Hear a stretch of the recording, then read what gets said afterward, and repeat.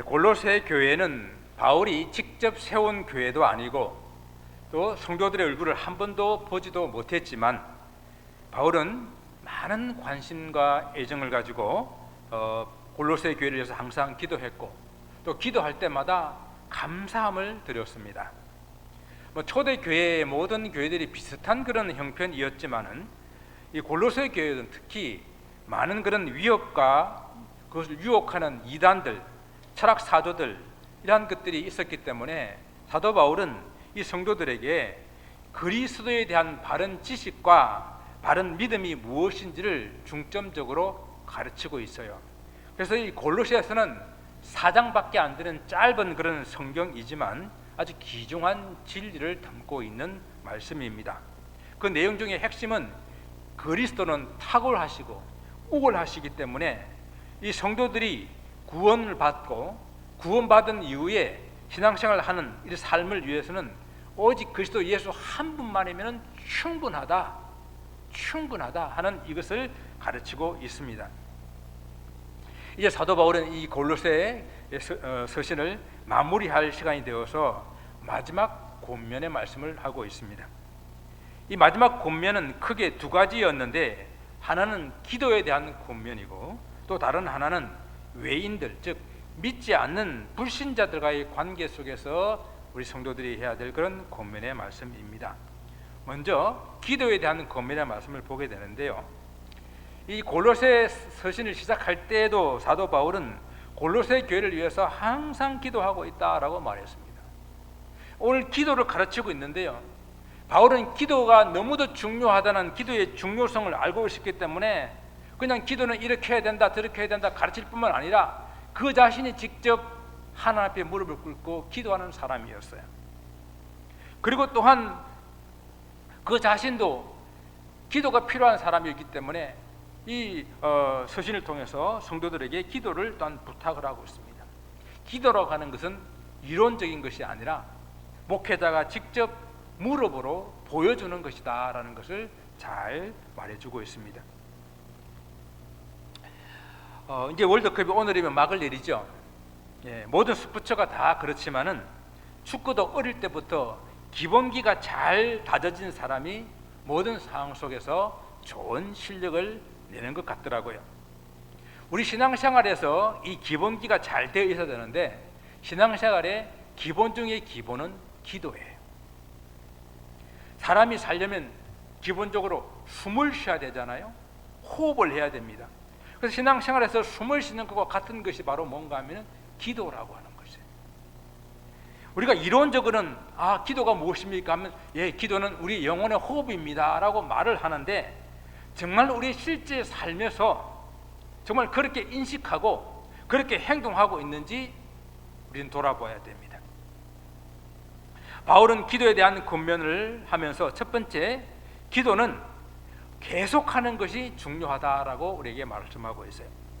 기도는 계속해라 하는 이 말은 기도를 규칙적으로 해야 된다라는 말과 동일합니다. 우리가 호흡도 규칙적으로 해야 되지 않습니까? 그와 마찬가지로 내 영이 숨을 쉬는데 규칙적으로 숨을 쉴 수 있는 그런 기도를 해야 된다라고 하는 거예요. 여러분, 바다에 사는 포유류가 있는데 바다에 사는 포유류 중에서 가장 숨을 오래 참는 동물이 고래라고 그래요. 고래. 근데 고래는 오랫동안 숨을 참을 수 있는 그런 동물인데 저 여러분은 고래도 아니잖아요. 고래도 아닌데 숨을 너무 오래 참아요.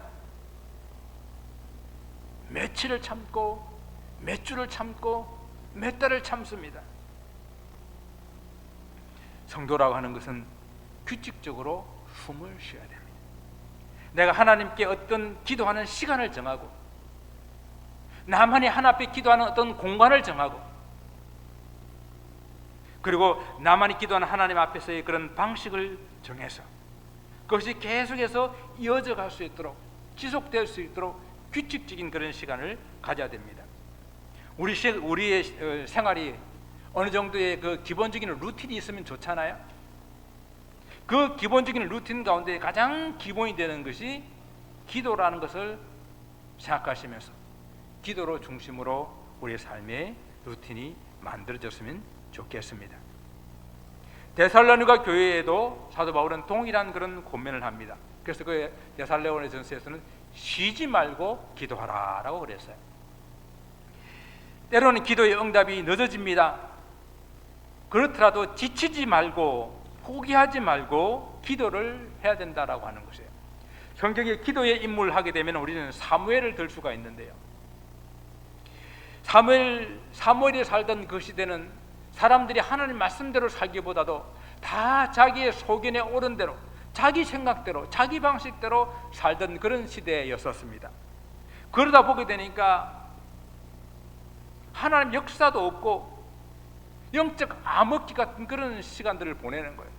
그래서 이 사무엘은 나라와 민족을 위해서 끊임없이 기도하는 사람이었는데, 그는 그 기도가 그의 사명인 줄 알고 내가 기도하는 이것을 멈추는 것이 나에게는 죄다. 하나님, 내가 이 기도를 쉬는 죄를 범치 않게 하소서라고 그렇게 기도했던 사람입니다. 그렇다고 우리가 기도라고 하는 것이 뭐 꼭 이게 교회에 나와야 된다, 어떤 특정한 장소에서, 아니면 무릎을 꿇고 눈을 감고 이런 어떤 기도의 방법과 장소를 말하는 것은 아니에요. 기도를 쉬지 않고 한다고 하는 것은 삶의 모든 순간에 우리는 하나님을 묵상하면서 그분의 뜻을 생각하면서 그분이 무엇을 원하시는지를 묵상하는 그런 삶의 영적인 자세, 그것을 가지는 것을 우리는 기도를 쉬지 않고 기도하는 그런 삶이라고 우리가 말할 수가 있겠습니다. 또한 두 번째, 기도는 감사함으로 해야 됩니다. 기도에서 우리는 하나님 감사합니다라고 하는 것이 그냥 의례적인 그런 순서로 하는 것이 아니라, 기도의 감사는 본질적인 요소예요. 우리가 규칙적으로 기도하는 사람이라고 한다면 분명히 어제 했던 그 기도, 그 기도에 대한 하나님 어떻게 응답하셨고 또 어떻게 인도해 주셨는지를 우리는 알기 때문에 그에 대한 감사로부터 우리는 기도를 시작하는 것입니다. 그것이 감사에 대한 이야기예요. 그래서 기도하는 성도들은 더 많이 하나님 앞에 기도할 내용들이 있고, 더 많이 기도하는 사람들은 하나님 앞에 나올 때마다 더 기도의 내용들이 깊어져 나가는 것을 볼 수가 있어요. 우리가 사람들과의 관계도 마찬가지잖아요. 아무리 친척이라도 자주 만나지 않고 자주 대화하지 않으면 만나서도 할 말이 없어요. 그래서 자주 만나는 사람들은 많은 이야기를 나누는데도 또 할 이야기가 있고 또 할 이야기가 있는 거는 마찬가지로, 우리 기도라고 하는 것은 하나님 앞에 기도하면 할수록 더 많은 기도할 내용들이 있고 더 기도가 깊어진다는 사실을 여러분은 아시지 않습니까? 지난번에 했던 이야기, 물어보았던 질문, 안부, 궁금한 것, 이런 것들이 우리 기도 속에서 적용한다고 한다면 우리 기도 속에서 하나님, 내가 어제 기도했던 그 기도가 하나님 이렇게 이루어졌군요. 아직 이루어지지 않았는데 내가 하나님 낙심하지 않고 더 기도하겠습니다. 이런 그런 감사의 내용이 있는 것이 기도이기 때문에 우리 기도에서 감사한다고 하는 것은 내가 이미 받은 응답에 대한 감사요, 또 앞으로 받을 응답에 대한 감사, 확신에 대한 고백입니다. 그래서 우리는 감사로부터 기도를 시작하고 감사로 기도를 마칠 수 있기를 바랍니다. 세 번째, 기도할 때 깨어 있어라고 말씀합니다. 물론 기도할 때 보니까 어떤 분은 좋으시고 주무시는 분도 계시더라고요. 기도 시간이 길어서 그런지. 그렇지만 대부분 기도한다고 하는 것은 깨어있는 시간들 아니겠습니까? 그런데 기도하는데 또 깨어 있어라라는 말은 무슨 말일까요? 기도는 영적 전쟁입니다. 전쟁을 치르는 사람이 잠을 자서야 그 전쟁에서 승리할 수가 있겠습니까? 깨어있다고 하는 것은 그래서 기도에 집중하는 것을 말하는 거예요. 여러분, 기도에 집중하지 않고 기도하다 보게 되면 그런 기도를 중언부언하다 그럽니다. 햇말 또 하고, 내가 기도하는데 무슨 말 하는지도 모르고 기도하고, 그런 기도하지 말고 내가 기도할 때에 무엇을 기도할 것인지 분명한 기도 제목을 정하고 그 제목에 따라서 열심으로 기도하는 그런 기도, 그런 기도를 집중하는 기도, 깨어있는 기도라고 말합니다. 여러분, 기도는 기도의 습관을 가지는 것은 너무도 중요하지만 습관적으로 기도하는 것은 우리에게 지향해야 될 그런 문제예요. 그래서 기도할 때에 정신을 차리고 목적의식을 갖고 하나님 뜻을 생각하면서 깨어서 기도할 수 있기를 바랍니다.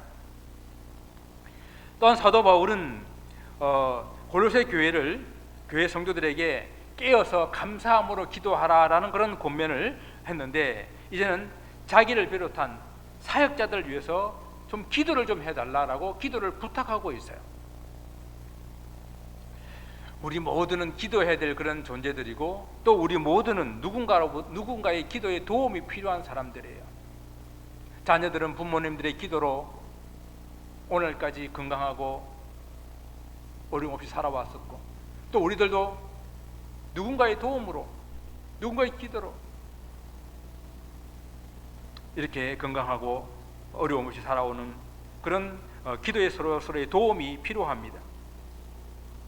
사도 바울 자신도 기도하는 사람이지만은, 그러나 성도들이 자기의 사역과 자기의 다른 사역자들을 위해서 함께 기도해 주기를 이렇게 부탁을 하고 있는 것입니다. 성도들에게 전도 이야기를 좀 하게 되게 되면은, 요즘 전도가 너무 어려워요. 주위에 교회에 안 다니시는 분이 없습니다. 이 작은 교회 같은 교회는 오려고 하지를 않아요. 네, 다 맞는 말씀입니다. 그래서 기도가 필요한 거예요. 오늘 사도 바울이 하나님께서 복음을 전할 수 있는 기회를 열어달라고, 전도의 문을 열어달라고 그렇게 기도를 부탁을 하고 있습니다. 그래서 우리는 기도할 때에 그 기도 내용 중 중요한 기도가, 하나님, 나에게 또 우리 성도들에게 전도의 문을, 복음 전하는 그 길을 열어주옵소서라고 그렇게 기도를 해야 돼요. 우리가 잘 아는 D.L. 무디, 그는 기도하는 사람이었고 전도하는 사람이었습니다. 그가 100명의 이름을 수첩에 적어놔놓고 기도하면서 그 사람들이 예수를 믿도록 전도하기 시작을 했는데요, 무디가 살아있는 동안 그 100명 중에서 96명이 복음을 듣고 전도가 되었습니다. 주님께 돌아왔습니다. 그런데 그가 믿지 않는, 마지막까지 믿지 않는 사람이 4명이 있었어요. 4명. 그런데 무디는 낙심하지 않고 그가 마지막 죽는 순간까지 그 4명을 위해서 기도하며 그는 생을 마감했습니다. 그런데 놀랍게도 그 무디의 장례식에 이 4명의 친구가 찾아와서 무디가 평생 자기들을 위해서 기도했다는 그 이야기를 듣고 그들은 눈물을 흘리며 예수님을 영접하는 그런 역사가 있었습니다.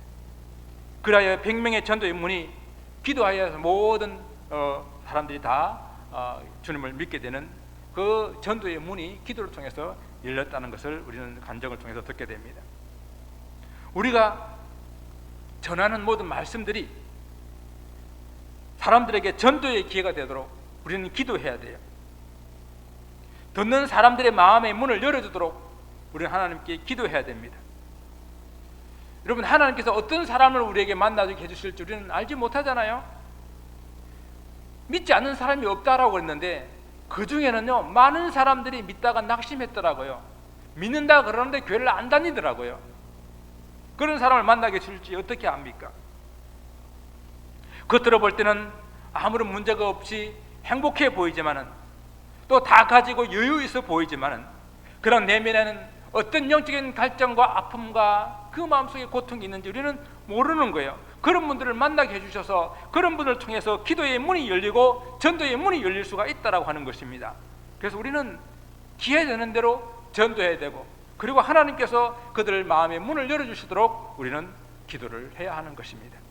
그래서 우리는 기도할 때요, 성도님들에서 기도할 때에 서로를 위해서 전도의 문이 열리도록 기도하십시다. 우리가 교회는 전도하지 않고는 절대 성장할 수 없습니다.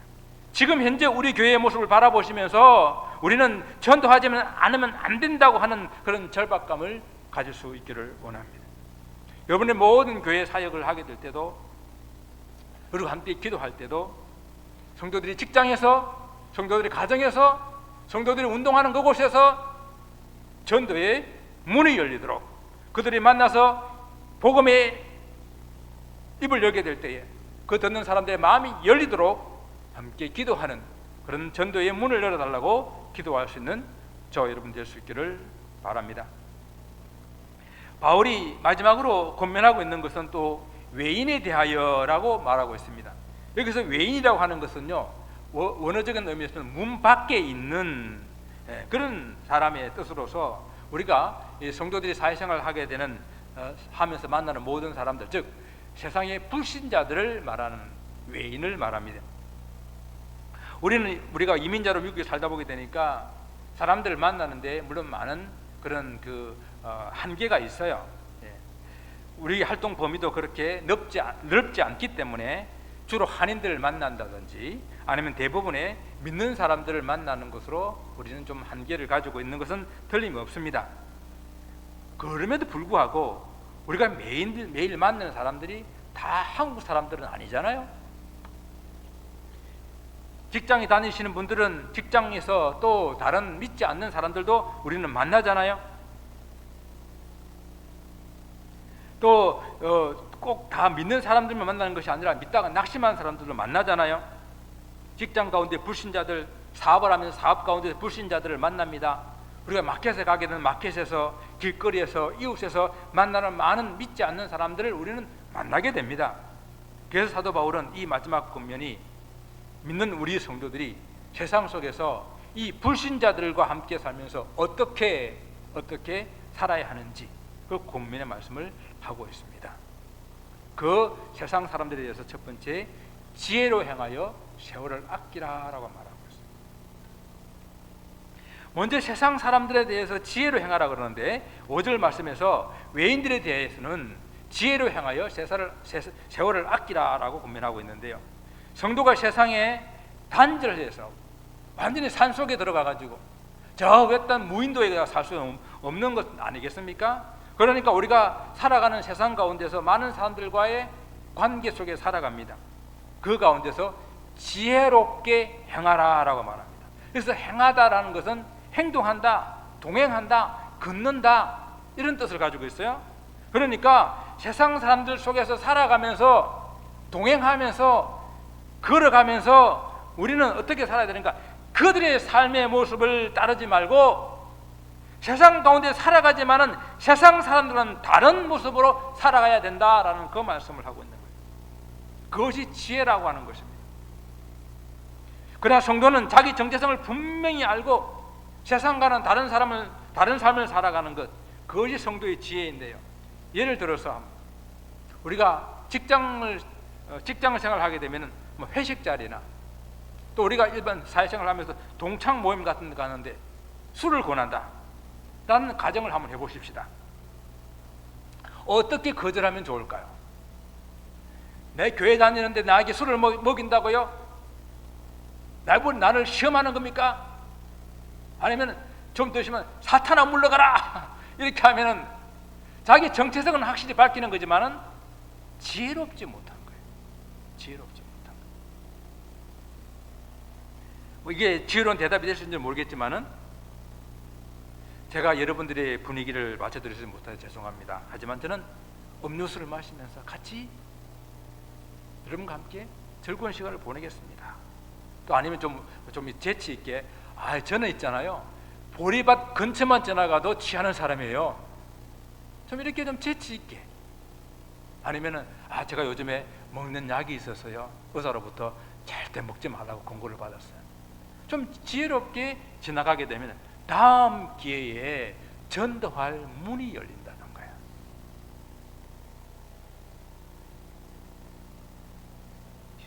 그리고 세월을 아끼라는 말씀은 종말의 때와 관련해 가지고 시간을 허비하지 말라는 그런 의미와 함께 기회를 산다라는 그런 의미를 가지고 있어요.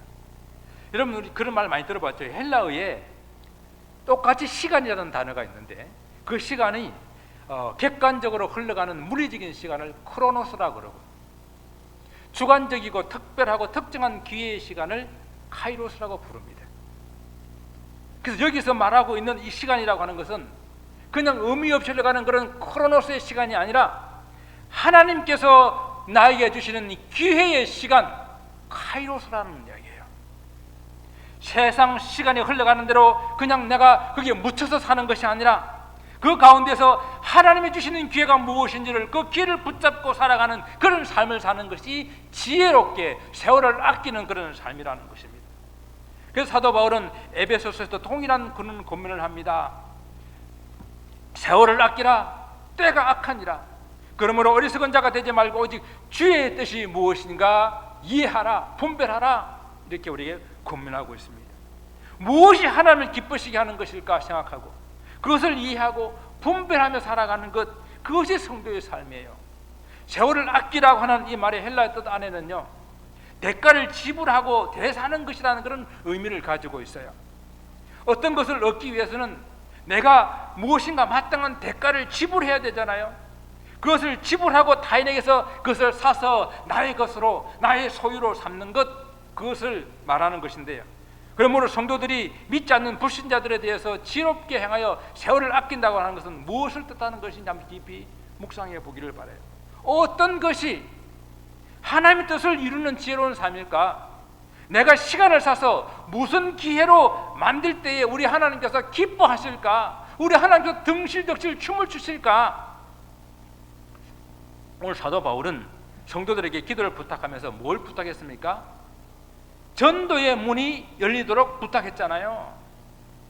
그래서 전도의 문을 열어주셔서 그리스도의 비밀을 말하게 하기를 그렇게 구했습니다. 그렇습니다. 내가 세월을 아껴서, 내가 시간을 사서, 내가 기회를 사서 무슨 기회를 살 것인가? 복음 전할 기회, 말씀 전할 기회, 그 기회를 산다고 한다면 얼마나 우리 주님께서 기뻐하실까? 사랑하는 성도 여러분, 우리가 수없는 그런 시간들이 그냥 크로노스 시간들이 지나갑니다. 그 속에서 내가 카이로스 같은 그런 기회를 잡으려고 한다면 우리는 대가를 지불해야 돼요. 대가를 지불하고 내 것으로 만들어야 합니다. 여러분, 무엇을 살 때에, 무엇을 가지고 싶을 때에, 무엇을 내가 쟁취하고 싶을 때에 그냥 얻어지는 것이 세상에 어디 있어요? 나의 정성, 나의 마음, 나의 시간, 나의 노력, 그리고 물질이란 대가를 지불해야만 무엇을 얻을 수가 있지 않겠습니까? 마찬가지로 우리가 전도하려고 하게 될 때에 내 정성이 필요하다는 겁니다. 나의 마음이 필요하다는 거예요. 나의 시간이 필요하고, 그리고 나의 노력이 필요하고, 때로 나의 물질이 필요합니다. 투자해야 돼요. 무엇이든 대가를 치르지 않고는 얻을 수 있는 것이 없다라고 하는 것은 우리가 너무도 잘 알고 있지 않습니까? 그러나 이러한 것들을 지불하여서 한 생명을 구원할 수가 있다고 한다면 이것보다 보람되고 이것보다 가치 있는 일이 어디 있겠습니까? 사랑하는 성도 여러분, 가치 있는 곳에 여러분의 시간을, 가치 있는 곳에 여러분들의 삶을 투자하시기 바랍니다. 성도들이 믿지 않는 세상 사람들과의 관계에서 바울이 이 마지막으로 권면하는 것은 말에 대한 권면이에요. 그래서 6절 말씀에서 이렇게 말합니다. 너희 말을 항상 은혜 가운데서 소금으로 맛을 냄과 같이 하라. 성도들이 특히 말을 할 때에 조심해야 하는데, 믿는 사람들끼리는 말할 것도 없고, 지금 사도 바울이 강조하고 있는 외인들, 즉 불신자들을 대할 때에 더욱더 성도들은 말을 조심해야 합니다. 우리는 골로새서 말씀에서 성도란 어떤 사람이라고 배웠습니까? 그리스도로 말미암아 새롭게 된 사람인데, 어디까지 새롭게 됐다고요? 지식에까지 새롭게 된 사람이 그리스도인이라, 크리스찬이라 이렇게 배웠습니다. 우리가 예수 믿고 새롭게 되어서 변화를 받아야 한다면은 우리 어디까지 변화해야 되는가 하면은 우리의 변화되어야 되는 많은 부분들 중에서 오늘 이 본문에 의지해서 우리 말, 이 언어 생활, 이거에 변화가 있어야 된다는 것입니다. 예수의 형상, 지식, 그 마음에까지 새롭게 됐다고 한다면 마음에서부터 있는 모든 것들이 말로 나온 것 아닙니까? 마음에 있는 모든 것들이 말로 표현되는데 그 말이 변화를 받아야 된다라고 하는 거예요. 우리가 예수 믿고 변화된 그런 모습을 가장 가까운 친척들에게, 가장 가까운 가족들에게 보일 뿐만 아니라 믿지 않는 세상 사람들에게 보여야 하는데, 제일 두드러지게 나타나는 것이 우리 말입니다. 그래서 불신자들과 대화할 때에 성도들은 말을 조심해서 해야 되는데, 오늘 이 사도 바울은 그 말을 은혜 가운데서 해라고 말하고 있어요. 은혜롭게, 은혜 가운데서 말을 해라. 모든 말이 마음에서부터 시작되기 때문에 이 마음이 하나님의 은혜로 충만하게 될 때, 하나님 은혜로 충만하게 채워지게 될 때에 우리 말이 은혜로운 말들이 나온다는 이야기예요. 여러분이 은혜를 한번 생각해 볼까요? 정말 우리는 이 은혜를 받을 만한 아무런 자격이 없음에도 불구하고 그저 공짜로 선물로 이 은혜를 받았잖아요. 그래서 우리 불신자들 대하게 될 때에 동일한 거예요. 그들도 마찬가지로 하나님의 은혜를 받아서 구원받아야 될 그런 하나님의 백성인 줄 알고 불쌍히 여기고 긍휼히 여기고 정말 사랑하는 그런 마음을 가지고 대해야 됩니다. 정말 그런 마음을 가게 될 때 그들의 말들 중에서 우리가 용납하지 못할 것이 없고 받아들이지 못할 것이 없는 거예요. 그런 은혜로운 마음으로 사람들과의 대화를 할 수 있기를 바랍니다. 둘째는 좀 더 재미있는 그런 표현으로 소금으로 맛을 낸 것 같이 하라라고 이렇게 말을 하고 있어요. 우리 모든 음식의 맛은 기본적으로 소금으로 이렇게 맛을 내는 것 아니겠습니까? 소금으로 맛을 낸다고 하는 것은 이 소금으로 적절하게 하다, 고르게 하다, 가지런하게 하다라는 이런 뜻을 가지고 있는데요. 김치를 담을 때에 배추를 소금으로 팍 절여야 그 뻣뻣하던 것이 순이 싹 죽잖아요. 삐쩍삐쩍 삐져 나오는 것들 소금을 더 팍 쳐가지고 확 죽여야 전체가 고르게 됩니다. 그 소금이 하는 일이에요. 이와 같이 사도 바울이 말도, 우리가 말하는 데 있어서 이 말도 소금을 쳐서 맛을 내고 소금을 쳐서 삐뚤어지고 삐죽삐죽 나오고 모난 것들을 고르게 해야 된다라는 그런 의미를 하고 있는 거예요. 재밌는 표현 아니에요? 소금으로 우리 말을 고르게 하십시다. 소금으로 우리 말을 만나게 하십시다. 그래서 같은 말을 하더라도 맛깔나게 하시는 그런 말을 하는 분들이 있잖아요. 저는 아무리 말을 잘해봐야 저 아랫동네 사람이라서 투박합니다. 그래도 제가 진주 살다가 서울 올라가지고 제일 먼저 사람들이 말하는 것이 너 말이 좀 바뀌었네. 그러니까 경상도 사람들이 서울 가게 되면 요자를 많이 붙이거든요. 그러면 서울 말 쓰는 줄 알고. 어쨌든 말이 말이 바뀌기 시작하는 거거든요. 그래서 우리 이 말이 좀 변화받는. 그래서 요즘에 이렇게 먹는 방송, 먹방이라 그러죠. 먹방 보게 되게 되면은 음식이, 거기서 나오는 음식이 얼마나 맛있게 보이는지 몰라요. 이 사진이라든지 이 화면을 어떤 각도나 어떤 조명이나 어떤 기술로 촬영하에 따라 가지고 너무도 다르게 보이거든요. 그래서 그게 보이는 것들을 보게 되면 전문가가 찍었기 때문에 너무너무 맛있게 보입니다. 근데 요즘에는 그 눈에 보이는 것에다가 어떤 것을 합니까? 소리를 집어넣어요. 소리를 집어넣어서 ASMR, 소리를 집어넣어가지고 바사삭 거리는 소리, 쩝쩝거리는 소리, 또 음식을 만들 때도 거기서 기름에 지글지글 하는 소리, 이런 소리를 집어넣게 되면은 너무너무 맛있어가지고 눈이 막 군침이 이게 삼켜지는 그런 자극적인 시각적, 청각적, 촉각적 자극을 다 동원해가지고 감각을 최극대화시키는 그런 경험을 우리에게 주기 때문에 저는 이것을 보면서 소리에 맛이 있구나, 맛있는 소리가 있구나, 소리를 더하게 되면 음식이 맛있구나 하는 소리에 대한 생각을 해보았어요. 그렇습니다. 우리 소리, 이 말을 하게 되는데 말로서 모든 것을 소통하잖아요. 이 말에 소금을 쳐서 맛을 더하고, 이 말에 소금을 쳐서 좀 모나고 삐뚤어지고 상처 주고 아프게 하는 그런 말들을 좀 이렇게 고르게 하는 그런 훈련들이 우리에게는 필요하다라고 하는 것입니다. 그러면 성도들이 믿지 않은 세상 사람들과의 말을 조심해야 되는 이유, 분명한 목적을 가지고 오늘 성경은 말씀하고 있습니다. 그 6절의 끝부분에 그리하면 각 사람에게 마땅히 대답할 것을 알리라 이라고 여겼어요. 이게 무슨 뜻일까요? 성도들이 세상 사람들에게 할 대답이 있는데 그 대답을 잘 할 수 있게 해준다는 그런 뜻이거든요. 그러면 세상 사람들이 무슨 질문을 했기에 우리 성도들이 대답을 해야 될까요? 무슨 질문을 했기에? 그래서 베드로전서 3장에 보게 되면요, 너희 속에 있는 이 소망에 관해서 묻는 자들에게 대답할 것을 항상 예비해라, 준비해라 그랬어요. 저 세상 사람들은 직접적으로 간접적으로 우리에게 끊임없이 묻고 있습니다. 너희들이 가지고 있는 그 소망이 도대체 무엇이냐? 너희들이 믿고 있는 그 진리가 도대체 무엇이냐?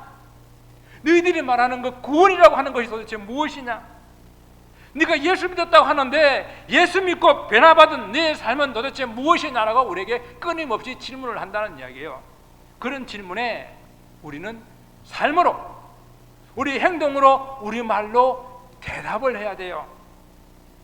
변화된 말과 변화된 삶을 보여줘야 된다는 이야기입니다. 내 속에 있는 소망을 자신 있게 보여주고 말할 수 있어야 됩니다. 그래서 저들이 믿고 싶도록, 우리가 음식을 보면은 먹고 싶은 충동이 일어나도록 그렇게 온갖 시각적, 청각적 맛을 내는 것과 마찬가지로 우리 삶의 맛을 더하여서 저들이 예수님 믿고 싶도록, 당신이 믿는 그 예수를 나도 믿고 싶도록 그렇게 우리 삶에 변화가 있어야 되는데, 그 변화가 시각적, 청각적 변화가 있어야 되는데, 그 중에서 우리가 말하는 것, 말에 맛을 내어서 그들에게 복음을 들려주고 복음의 전도의 문이 열릴 수 있도록 오늘 사도 바울은 우리에게 이 마지막 권면을 하고 있습니다. 저도 이 고를 통해서 마지막 권면을 여러분에게 드리는 것입니다. 사랑하는 성도 여러분, 기도할 때마다 우리 교회의 전도의 문이 열리도록 기도하십시다. 우리가 말할 때마다 우리 말에서 감칠 나는 그런 말로 사람들을 위로하고 세워주는 그런 말을 통해서 많은 사람들을, 많은 생명들을 주께로 인도하는 그런 여러분 되시기를 주님의 이름으로 축원을 드립니다. 기도하겠습니다.